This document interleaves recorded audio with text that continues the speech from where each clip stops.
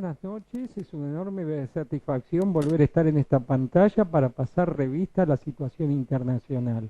Hoy tenemos dos temas centrales, vamos a dejar el más urgente, el más llamativo de los medios para el final, el de la revuelta en Brasil, y vamos a dedicarnos primero a la reunión que hubo del G8 a principio de la semana pasada en una ciudad de Irlanda del Norte.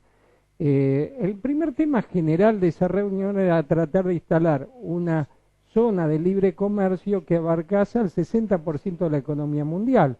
El G8 es Rusia, Estados Unidos, China, Francia, Inglaterra, Gran Bretaña, Italia, Francia, Canadá. Entonces son los países más importantes del mundo en términos económicos, y solamente China y Estados Unidos abarcan el 50% del mercado mundial. Armar una zona de libre comercio para semejante economía es una tarea de ingeniería enorme. Entonces, en esta reunión solo se plasmó el objetivo, que requerirá de muchos acuerdos y de que se limen muchas desconfianzas, porque los chinos son partidarios de que todo el mundo baje sus barreras económicas, pero no es tan fácil venderla a los chinos, y ni que hablar de los Estados Unidos.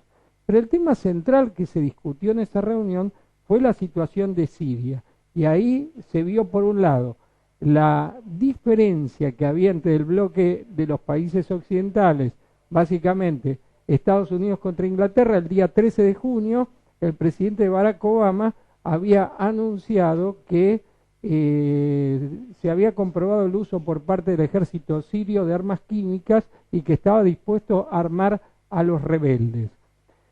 Por el lado de Gran Bretaña, James Cameron, el primer ministro conservador, demostró su desconfianza frente a la posibilidad de que se impongan los insurgentes del ejército sirio libre, porque se trata de un conjunto de fundamentalistas terroristas islámicos que no tienen cohesión interna. Entonces, ¿de qué sirve armar a esos sectores que provocarían la anarquía que se está viviendo actualmente en Libia? Pero la gran estrella de la reunión fue el presidente Vladimir Putin de Rusia, que dijo: no hay ninguna posibilidad de que el ejército sirio libre se imponga al presidente legítimo Bashar al-Assad. Pateó el tablero y dijo cosas que realmente dan mucha tela para cortar. Le avisó a Occidente que no iba a permitir una zona de exclusión aérea alrededor de Siria, y que la única forma de resolver el problema de Siria es el diálogo político, y dentro del diálogo político evitar seguir echando echando nafta para tratar de apagar el fuego. Solamente con diálogo se puede resolver el problema sirio, y entre paréntesis, con un respeto irrestricto de la voluntad del Estado Nacional sirio, que lentamente se va adueñando de todo el territorio nacional y se va aprovechando de las diferencias de los sectores aliados a Estados Unidos. Por una parte, el presidente turco, el primer ministro turco, Erdogan, dijo que cerraría el corredor de armas que por su territorio pasa hacia los rebeldes sirios. Y por otro lado, ciudades importantes han caído ya en poder del ejército sirio o están a punto de caer. El tema central de esta semana ha sido la revuelta que comenzó hace ya 10 días en San Pablo, Río de Janeiro, Belo Horizonte y otras ciudades importantes de Brasil, en más de 60 ciudades. Recordemos que Brasil es un país muy grande y con muchas ciudades importantes. Hubo un aumento del transporte que lo llevaría, dicho en palabras argentinas, a un valor de 7 pesos con 50, 7 pesos con 80 el valor del transporte colectivo. Tomando en cuenta que los salarios mínimos son menores en Brasil, se calcula que una familia gasta en Brasil, de las que ganan ingreso mínimo, un 20% en transporte, mientras que la Argentina, con los subsidios que aplica el Estado Nacional, gasta aproximadamente 3 puntos de un salario mínimo para poder transportarse. inmediatamente comenzaron las manifestaciones que encontraron, por una parte, la represión de las fuerzas estaduales. Los estados son las provincias, las policías militares en Brasil las manejan las provincias, o sea, los estados, y por otro lado, cierta mirada comprensiva por parte de la presidenta Dilma Rousseff. En realidad, se comenzaron a manifestar básicamente los jóvenes de clase media y clase media baja y de sectores populares que primero se manifestaron contra el aumento, pero después se manifestaron contra muchas inconsecuencias del modelo de Dilma Rousseff. Después, al final de esta columna, vamos a hacer una breve comparación entre el movimiento de los caceroleros en la Argentina y lo que está ocurriendo en Brasil, para demostrar que es algo muy distinto. Pero en principio aparecieron demandas por mejor educación, por mejor salud, por mejor calidad del trabajo, por mayor inclusión por medio del empleo, o sea, todo lo que el modelo de Dilma Rousseff prometió, en parte ha cumplido, pero en parte no lo ha cumplido consecuentemente. Entonces se produjo una situación que desbordó de madre, hubo marchas masivas, llegó a haber cerca de 1 millón de personas movilizadas en todo Brasil el día jueves pasado, y hubo 2 muertos. Hay que hacer notar que si en el manejo del Estado Nacional hubiese estado no el PT, sino una de las fuerzas neoliberales, los muertos hubiesen sido más. Otra cuestión importante es que hubo muchos reclamos de sectores populares por las policías de gatillo fácil, por la represión indiscriminada y racista que hay en barrios populares y favelas de Río de Janeiro, y por ciertas consecuencias del modelo de desarrollo que se está implementando en la actualidad en Brasil desde hace 10 años, cuando el presidente Lula ganó la primera elección. Avanzan los emprendimientos inmobiliarios y desplazan a sectores populares que viven en algunas zonas donde no tienen la plena legalidad de los títulos de los terrenos que ocupan. Se avanzó en la construcción de estadios, primero para el Mundial de Fútbol, luego para las Olimpiadas y ahora para la Copa de las Naciones, y eso también desplazó a sectores populares.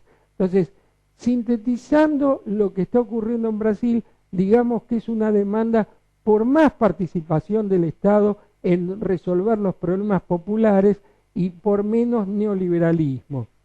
Un punto débil de la gestión de Dilma Rousseff es el hecho que mantiene una política antiinflacionaria de carácter restrictivo en lo monetario. Es muy sensible a lo que dicen los grandes capitales internacionales y no vuelca más recursos en favor de los sectores populares. La demanda muy fuerte de este movimiento, lo central de este movimiento, es que haya más cumplimiento de las promesas primitivas del PT, que la mayor parte de los recursos generados por el pueblo brasileño vuelvan sobre el pueblo brasileño. No alcanza con el plan Bolsa Familia, que es algo muy parecido a la asignación universal por hijo, sino que quieren trabajo, quieren transporte de mejor calidad y más barato.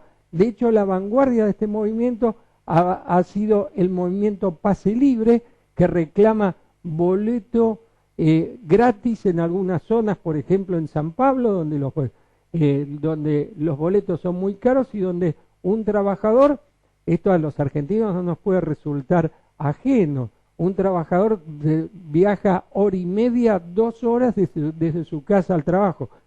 San Pablo es una megalópolis que con su conurbano es habitada por 20 millones de personas. Entonces, en tren de tratar de interpretar un poco más el movimiento, también se prendió en la revuelta sectores de ultraderecha con el objetivo de desestabilizar al gobierno de Dilma Rousseff. Hay un politólogo norteamericano que se llama Jane Harp, que dice que hay que ir desestabilizando lentamente a los gobiernos. Entonces, esos sectores quisieron desestabilizar a Dilma Rousseff y ahora cuando el movimiento Pase Libre dijeron hay que dejar de movilizarse, la movilización de ayer fue mucho menor. Otra cuestión importante es que hubo un repudio de muchos manifestantes al hecho de que el Mundial se hiciera el año que viene en Brasil, y en la Copa Confederaciones la entrada vale $400. ¿Cuánto saldrá en el Mundial? $400. No vamos a entrar en la discusión si son dólares oficiales o dólares blue. Si son dólares oficiales en la Argentina, $400 son 2.000 pesos una entrada para un partido. Y si son dólares blue, son muchos más. Entré de hacer una comparación entre el movimiento de los caceroleros y el movimiento que hubo en estos días en Brasil. El movimiento de los caceroleros se ubica de un sector de clase media en general hacia arriba de la pirámide social, hacia los sectores más pudientes, y se manifiesta contra la intervención del Estado en la economía. Por el contrario, el movimiento de Brasil se ubica de un sector de la clase media hacia abajo y suma a los sectores de clase media más pobre y también a los sectores populares. Y el objetivo fundamental de la mayor parte del movimiento es que reciban los sectores más desfavorecidos todos los beneficios que el Estado que les debería dar. De hecho, el presidente Lula siempre decía que quienes quieren un Estado son los pobres. Lo que no aparece en ningún medio fue una declaración del presidente Vladimir Putin en la cumbre del G8 en Irlanda del Norte la semana pasada, cuando dijo: Occidente no puede explicar por qué está armando a Al Qaeda en Siria. ¿No era que Al Qaeda era enemiga de Estados Unidos? Y Estados Unidos está armando a Al Qaeda para que mate población civil siria. Esto en los medios en la Argentina y en otras partes del mundo no tuvo ningún tipo de repercusión. El alpargatazo internacional de esta semana es para el presidente egipcio Mohamed Mursi, quien dijo que hay que hacer una zona de exclusión en Siria para evitar que Hezbollah siga apoyando al gobierno de Bashar al-Assad. Y no se tomó en cuenta que crece fuertemente la oposición a su propio gobierno. El presidente Putin dijo: no hay zona de exclusión aérea, y va a seguir el suministro de armas por parte de Rusia al gobierno de Bashar al-Assad. Y el alpargatazo nacional esta semana es para Oscar Aguad, candidato o precandidato, mejor dicho, en las PASO por la Unión Cívica Radical del Pueblo en Córdoba, que no puede presentarse porque la carta orgánica del Partido Radical dice que no puede ir 3 veces seguidas para un mismo cargo, y desoye lo que dice la propia carta orgánica de su partido. Estos señores que siempre se colocan en el lugar de la ley y de la Constitución empiezan por no respetar ni la normativa de su propio partido. Bueno, esto ha sido todo por ahora y desde aquí, y nos estamos viendo la próxima semana.